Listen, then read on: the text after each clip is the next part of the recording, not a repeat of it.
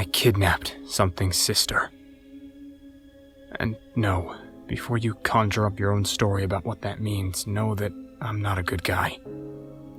I didn't kidnap her for good reasons, and I didn't do it for her sake either. I did it for money, and my own well-being.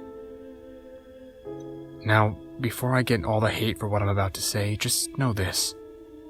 At this point, I can guess that I'm going to die soon. That being said, let me start this off. I'm 36 years old, an alcoholic. No skills, no talents, and dead-ass broke. As all depressed alcoholics do from time to time, I was looking for the meaning of life at the bottom of a bottle. The best place for me to do that was inside my favorite run-down shitty bar. On a typical day, it'd just be me and the other regulars. Each had a story, I'm sure, but none of us spoke unless it was to ask for more forget-me juice. That particular day was a little bit different. I saw a man step in I didn't know. Well, 3 men to be exact. 2 bigger men dressed a little too nice for a run-down bar like mine, and one dressed like a young Middle Eastern rock star. Tan skin, leather jacket, gold chains, you name the stereotype and he's got it. Naturally, my unimportant broke ass tried my best to ignore him, figuring he's more trouble than it's worth. I order another beer and hear the young punk call out, "Hey, that one's on me." Talk about a thick Middle Eastern accent. This kid really did have it all. I could almost feel the hair gel swallowing up the room like some blob from an old horror movie as he approached. Needless to say, even as a no-brains lackey like me, I knew this kid's nice gesture came with a price. So I did my best to shake my endless thirst along with my head to signal I was done for the night. Unfortunately, I heard the kid's voice perk up again as he took a seat next to me at the bar. "Don't listen to him, the night's just starting. Besides, I can tell when a guy needs a little more to drink in him." His voice carried with it a certain salty yet sultry tone. A tone that let me know that 1, he was in charge, and 2, if I play nice, so will he. At this point, leaving was out of the question. His 2 brawny friends just so happened to stand directly behind my seat, and I sure as hell wasn't going to tell them to move out of my way. So instead I sat there, staring straight ahead at the rows of cheap liquor and alcohol on the shelves behind the bar. The barkeep proceeded to hand me a fresh bottle of my favorite cheap brand before quickly going to the far end of the shop and pretending we didn't exist. "So, my new friend, I've had some guys looking for someone like you. A guy run down on his luck who wouldn't mind a little cash his way." It was a brief pause as he seemed to rack his brain. "Now, Jack. It is Jack, right? My men happened to see you go from here to your shitty little apartment a few blocks away every night for the past few weeks. No job?" I found it harder to ignore him now. He seemed to know a little bit more about me than I'd like. Regardless, I stayed quiet. "Well, that's what my men tell me. Must collect unemployment then. Trust me, I don't want that for you. No family, no friends, no co-workers. That's no way to live." "I can give you all of that, my friend. I can take away your shit look and give you something great." His tone shifted back and forth between being demeaning and pitying me. The transition between the two was so smooth you'd think he was born with the devil's tongue. Still, I knew bad news, and this guy was it. Nah, I think I'm happy with my shitty little life. I stared intently at the untouched bottle of alcohol in front of me, trying hard to phase out of existence. "Really? Is that why your wife left you and took the kids? Deadbeat husband, just kind of your style? How long since you've seen them? 5 years or so?" I felt my muscles tense up. He was getting to a very sore subject of mine. I think he noticed as he tried to change his tactic. "Friend, Jack, we can give you everything you want. You work 2, Maybe 3 days out of the year, and you earn a good chunk to live off of for the rest of that year. I'm not sure if it was his voice, his tone, or his words, but I felt my body starting to relax again. Hearing someone say all this to my face really started to remind me of how much of a useless sack of shit I really am. 5 years of being unemployed, drinking, and battling the one-eyed monster by myself left me a shell of who I used to be. I was a loving father, husband, and boss. Yes, boss. I owned my very own small penny stocks office for a while.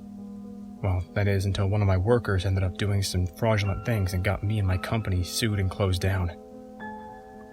I escaped from the jail time unlike him, but I was financially ruined. That's why I started drinking. I knew I needed a jumpstart, and I was slowly losing my ability to say no to this man. Well, what's the job? I asked, my voice a shadow of itself. With that one sentence, I knew I dove into the shark tank. Simple, my friend. All you have to do is take a vehicle we own, drive with the passenger, drop him off when he says stop, ignore any sounds you might hear, and drop him back off where he says to. You leave the vehicle with us, and we'll drive you home in a separate vehicle. Nice and easy. Expect your payment the next day, and we'll contact you with any other jobs that might pop up. If for any reason someone asks you what you might be doing for a living, just be honest. You're a chauffeur to private individuals and have no idea what they might do for a living. Well, at this point I knew whatever this was had to be illegal. Sadly, my morals were just as empty as my pockets. Alright, I'm in as long as I just have to drive. His face lit up with my words, and he bought me enough alcohol for me to turn from depressed jackass into a distinctly optimistic jackass. I figured maybe with the money I make, I could earn enough to get me back on my feet. Maybe I could even see my kids again. A week later, I got a knock on my door. A truck was waiting outside, and the man knocking said he's my passenger. I do exactly what they tell me to do. I drive, I park, I wait. I drive off, drop off, and go home. The pay was amazing, and it wasn't quite the 2 or 3 times per year that I was promised. But with the lack of knowledge on what I was doing, it didn't matter. All I cared about was the easy pay for the easy job. Eventually, I even made enough to put down on a small home and a not-so-terrible car. A little bit more cash and I'd finally be ready to make the call to my ex-wife. Now here's when things turn wrong. It starts off normal. I'm sitting in my house, hear a knock, get dressed and open the door. This time there's 2 men, both burly and big. This was a first. Normally it's just one guy who's usually a small size. Screw it, I thought. A job's a job. They told me the payment upon completion was $70,000 US. I felt my metaphorical jaw drop. This was the payment I was looking for. I quickly took the keys and headed out with them.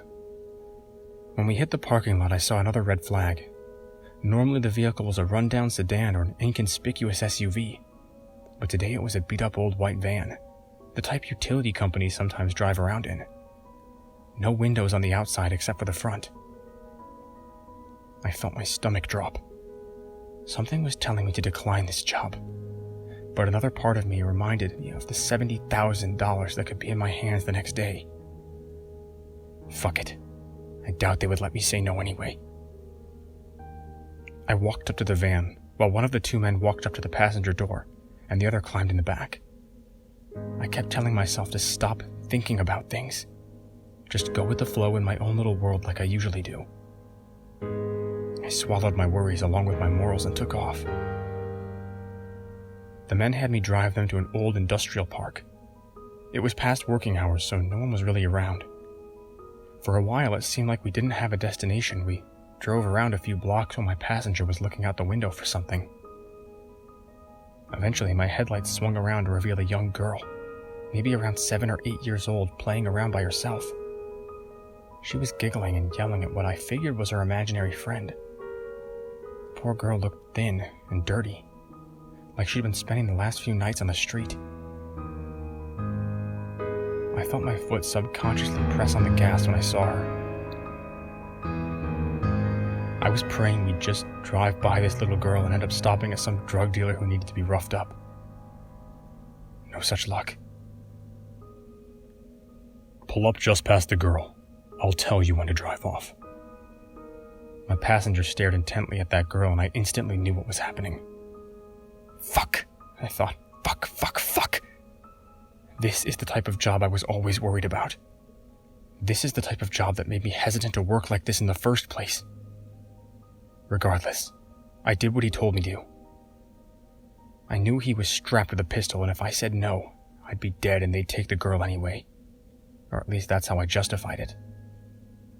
So I pulled up about 10 feet past the girl and stopped, heard the back door swing open, and muffled screaming before a loud thump of a small body hitting the metal floor of my van. Drive, the man barked next to me. I obliged. I fought off tears. I didn't want to do this. It got even harder to keep my calm when I realized how thin the metal sheeting was that separated the front of the van from the back. I could hear her crying from where I was sitting. My hearing even felt heightened, like my conscience was telling me, look at what you've done. Just listen to her. This is your fault. And that's what I did. I listened. My brother will find me, she cried out to the man in the back. I heard him snort before saying, your family's dead, and I'd hate to break it to you, you never had a brother. Even if you did, we burnt the whole fucking house down with everyone inside. There was a moment of silence before he added, if you're lucky, your granddad will pay for you. If not, we'll find someone who will. My brother isn't dead. I was just playing with him. He's all dressed up for Halloween. Another chortle came from the man. I thought my morals were shot, but this guy seems to really enjoy what he does. You were playing by yourself. If your mind's already that far gone, we might as well just auction you off now. I prayed for this ride to end. Of course, that minute was the longest drive they ever made me take. We left the city outskirts and went out into the countryside. At least 2 hours had passed since we made the grab. Night was starting to fall, and for a while it was silent. The constant verbal assault by the thug in the back left the poor girl speechless. She still refused to say her brother was gone, no matter how much the man told her about her family. God damn it. I'm starting to tear up again just remembering this. I'm such a sick fuck for doing what I've done. I'm sorry. Let me hop back into this. Anyway, about 30 more minutes passed and I started to hear her sing. My brother likes to bite when he comes at night. His eyes are black, his skin is white. He'll come for you and he'll come to chew. That's as far as she got before I heard a loud smack and a whimper, followed by the man yelling at her to shut up. I ground my teeth and kept driving. After a while, I was finally told to turn off a dirt road and keep going until I saw a door in the ground. At first, I was confused, but then I saw a cellar door out in the middle of the tall prairie grass. It looked like a bomb shelter or something of the sort. It was made of thick metal and dug straight down into the earth. I drove off-road and parked next to it. My passenger nodded at me and told me to wait before he got out. I heard the back open slightly after that, and then nothing. No one shut the back doors. Hell, no one even stepped out towards the cellar. Oh, fuck! I whispered to myself. At this point, there was practically no light besides the light from my headlights, and I'd be damned if I stepped out of the van for anything. He told me to wait, and that's exactly what I planned on doing. Besides, there was something about the silence that surrounded me that was wrong. For starters, I didn't hear any wind, nor any movement outside. 10 minutes passed and my resolution to stay in the vehicle stood strong. 20 minutes in and the silence was still overwhelming. 30 minutes in, and I swore I saw something crawling through the prairie grass. Something long, with a white face. 40 minutes passed. I heard the girl giggling and whispering from the back of the van. How long until he looks for us? I'm getting bored. She dragged down the word in a typically childish manner. Now, normally, if someone had heard that, they might think, hey, I should step on the gas and get the hell out of here. I, however, just spent the last 3 to 4 hours contemplating on how terrible of a person I am and how I deserve the worst things that could happen to me. And if that girl was still in the van, and if those 2 goons wandered off, then maybe I could speed away with her, take her back to her grandpa's place or to the police. Hell, I might just transfer all my savings to my kids and off myself before that Middle Eastern kid could find me and do worse. So I made my decision, and I opened the driver's side door. The ringing from the dashboard alerting me that the keys were still in the ignition nearly gave me a heart attack. It was the only noise in the whole prairie, and sounded so foreign in that place. I took my time, glanced down the side of the van to the back while staying in my cozy den of light. I couldn't see anything back there, and it wasn't the type of darkness that your eyes could adjust to either. It was thick, almost too thick. I don't know if there were clouds in the sky, blocking out the moonlight and the light from the stars, but I got no help from Mother Nature, so I pulled out my phone and turned on its camera. Cliché, I'm sure, but regardless, I flipped on the flash and held the camera's button down. I could use that as a decent flashlight for the quick check I planned to make. I swallowed my unease and slid out of the van. My feet landed on the tall, dry grass below me.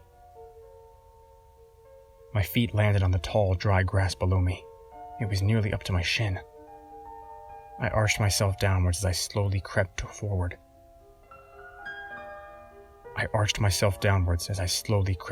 Towards the back open doors. As if I could be sneaky while holding the only light in a few hundred miles of darkness. As I approached the cabin, I swore I heard a sound coming from behind the rear of the van, but it certainly didn't sound like the girl. It was almost serpent-like. I held my phone out in front of me and crept along, glancing down at the grass in case a snake was waiting for me. Eventually, the fateful moment came. I had to make the turn from the side of the vehicle to the back and see what was inside. I took a deep breath and turned quickly. My phone's light swung over and illuminated an empty metal cabin.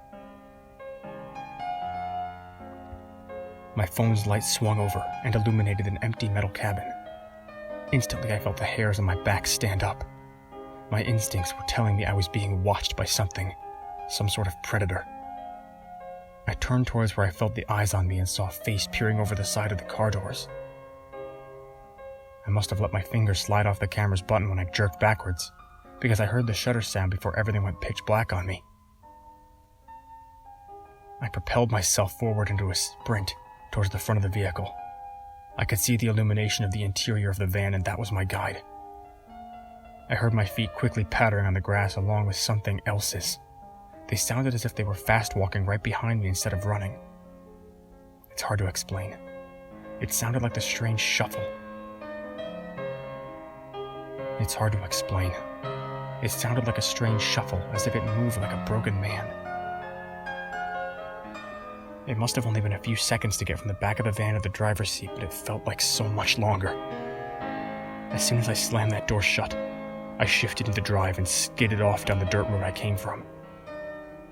I could feel that thing looking at me through the driver's side window, but I refused to return its gaze. Instead, I drove and drove. I passed through the suburbs before hitting the city limits. I couldn't shake what I saw, nor could I shake the feeling of being watched.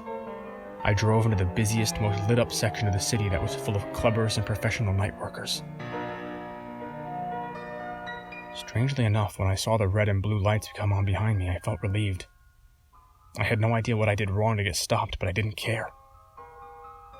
I saw the cop walk from his patrol vehicle to my front window. He motioned for me to roll down my window, and I did. "Hello, just pulled you over to let you know your back doors are wide open. I don't want you accidentally tapping any other vehicles or anything with the door." I broke down in the middle of his speech. I cried. I laughed. I shook. I'm sure his first thought was that I was on some sort of drug. I didn't care. I'm a grown man, and when that cop spoke to me, I felt relieved. Like this authority could help me in some way. Sir, are you alright? Do you feel safe to drive? He stepped close to my window, trying to smell for anything unusual, I suspect. He didn't have to. I would have told him if I was on something.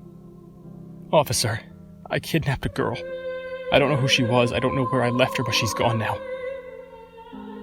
I looked up at the officer and saw the shock sweep his face. For an instant he seemed lost for words, then his training kicked in. He called for backup, asked me to step out of the vehicle, and apprehended me. I didn't resist. When I was at the station, I told them everything. Everything I've just told you, I told them. They could pin a dozen or so crimes on me as the accomplice, but the only one they were really interested in was the one about the girl. They didn't believe me about the face I saw lurking behind the Vans door. That is, until they saw the picture. For now, I'm on bond. I've agreed to testify on half a dozen people I worked for. I haven't seen that thing again, but his face still haunts me. So does that experience. They never found the girl either. I have no idea where she could have gone in the country fields, but I wish her the best, I really do. As for me, I assume my time on Earth is ticking down.